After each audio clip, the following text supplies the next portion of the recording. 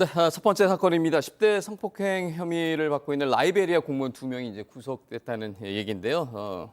김서영 기자, 어떤 얘기인지 좀 정리 좀 해주시죠. 네, 라이베리아 국적의 남성 2명이 지난 22일 밤 부산의 한 호텔에서 여중생 2명을 성폭행한 혐의로 긴급 체포됐습니다. 각각 50대와 30대인 이들은 부산역 인근에서 우연히 만난 여중생 2명을 호텔로 데려간 것으로 알려졌는데요. 경찰은 이날 친구 2명이 외국인에게 잡혀 있다는 피해 학생의 친구의 신고를 받고 출동했다고 합니다.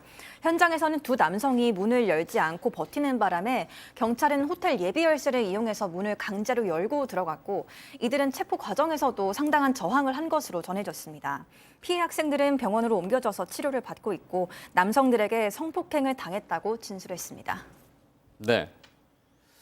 뭔가 좀 불안했으니까 그렇죠. 문을 열지 않고 계속해서 버텨인 것 같은데요. 어찌됐든 이들이 경찰에 이제 체포가 됐는데 이 과정에서 남성들의 이 정체가 바로 이제 드러났다고요. 그렇죠. 두 남성 검거될 때 정체가 드러났는데 이 남성들 외교관 여권을 갖고 있었습니다. 네. 국제해사기구라든지 해양수산부가 공동으로 주최한 교육 프로그램에 참석을 했고요. 부산에 있는 이 호텔에 월요일부터 지금 머물렀었는데 이 머무르는 과정에서 이런 일이 일어났었고요. 그래서 검거 직후에 이 두 사람은 외교관 면책특권을 주장했던 것으로 알려져 있습니다. 네.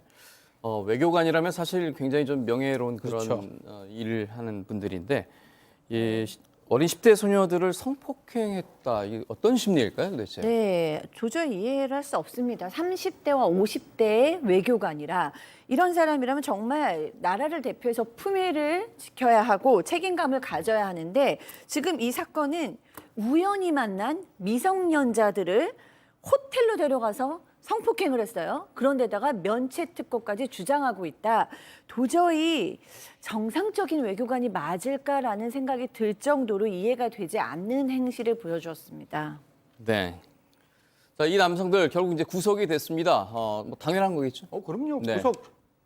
구속해야죠. 이걸 구속하지 않는다면 이건 대한민국에 있는 형사사법의 정의에 문제가 있다라고 생각하고 지금 면책특권 주장하니까 그 면책특권 주장하는 부분에 대해서는 당연히 도주의 우려가 있는 건데 국민 여러분께 꼭 말씀드리겠습니다. 면책특권을 주장하는 이유는 우리가 왜 외교관에게 면책특권을 부여하는가 하면 양국 간의 우호정진과 외교관의 업무 수행을 위해서 하는 건데 이 사람들은 우리나라에 있는 외교관들이 아니라 타국에 있는 외교관이기 때문에 면책특권의 대상이 될 수 없을 뿐만 아니라 예외적으로 국제관습법상 면책특권이 주어지는 사람은 각 나라의 국가원수에 해당될 수 있는 거죠. 여기는 국가원수에 해당되지도 않기 때문에 대한민국 영역 내에서 일어난 범죄, 속지주의라고 얘기하죠. 대한민국 영역 내에서 일어났다면 그 사람의 국적이 어디인지 불문하고 대한민국 형사사법이 적용될 수 있기 때문에 당연히 이 사람들에 대해서 성폭행 혐의 적용될 수밖에 없다. 이런 말씀드리겠습니다. 네. 자, 그럼 여기서요. 이번 사건의 체크 포인트를 한번 짚어보겠습니다. 네. 인종차별, 물음표. 지금 우리가 했던 얘기의 어떤 그 연장선에서 인종차별이라는 얘기는 무슨 얘기인가요?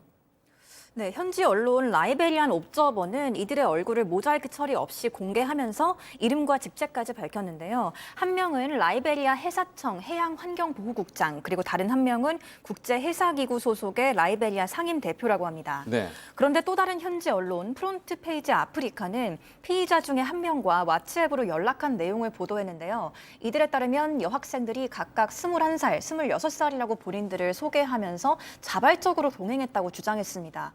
그러면서 친구들에게 갈아입을 옷을 갖다 달라고 전화했다면서 자신들은 누명을 쓰고 있고 인종차별을 당했다고 주장한다고 이렇게 보도했습니다.